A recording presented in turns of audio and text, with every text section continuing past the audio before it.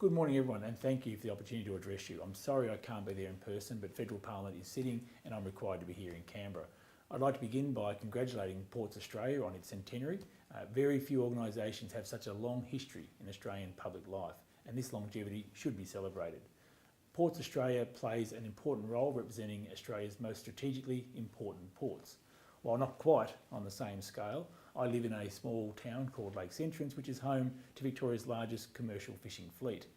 It generates in the order of $29.3 million in GRP for Victoria. It also underpins about 390 full-time jobs statewide and 12% of all employment in the local region. At last count, almost 7,000 tonnes of fresh seafood was landed annually in Lakes Entrance, which is about half of the total for the state of Victoria. Much of the gummy shark, the flathead, scallop, snapper, whiting that ends up on your plate originates from my hometown of Lakes Entrance.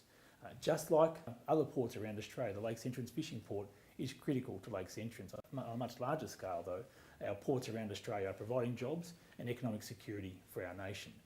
This is happening not just in our major capitals, but also in our regional centres such as Gladstone, such as Bega, Geraldton, Mackay, Broome and Port Pirie. The government has a strong and a proud record and an ongoing commitment to a regulatory environment which prioritises safe shipping and the protection of the marine environment. My predecessor, Warren Truss, who many of you know, addressed your last conference and highlighted the importance of good sea channels to support Australia's increasing volume of trade. He said at that time, and I quote, "The continuing challenge for Australian ports is to maintain the required infrastructure, including sea channels, while minimising their environmental footprint." I'm sure Warren still maintains a very keen interest and will be the first to join me in congratulating you on the recent release of the Environmental Code of Practice for Dredging and Dredge Material Management. This code reaffirms the need to develop and maintain maritime channels to support trade while demonstrating sound environmental management and compliance.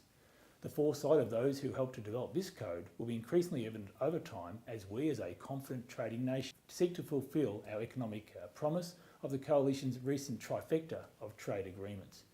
And it's good to see that an industry which understands it operates within this broader social licence, and an industry which also seeks to proactively balance its rights and its responsibilities. In my experience, governments and parliaments are far less likely to step in when the industry shows such leadership, and so I congratulate you on the release of the new Code of Practice. I'd also like to take this opportunity to outline the key areas in my own portfolio over the next few years, starting with the ongoing rollout of the Coalition's $50 billion infrastructure investment program. There are currently in the order of 1,000 projects underway around Australia. Examples range from local road safety upgrades at known crash sites, preparing for the nation-building Western Sydney Airport, also completing the duplication of the Pacific Highway between Sydney and Brisbane, and the major project of great significance to inland New South Wales and Queensland and Victoria is the Melbourne to Brisbane Inland Rail. For the ports of Melbourne and Brisbane, the Inland Rail project will be a genuine game changer, just as the Moorebank Intermodal Terminal will be in Sydney.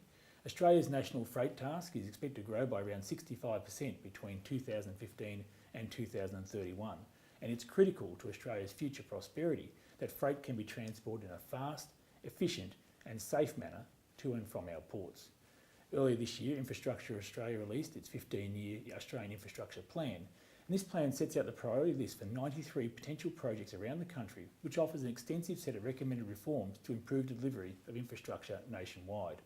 One of the recommendations is the development of a national freight and supply chain strategy. The government is committed to improving supply chains across Australia, funding upgrades that reduce travel times and improve efficiency, creating stronger links to markets, including our ports. Again, my apologies for not being able to attend your conference, but I wish you well in your deliberations.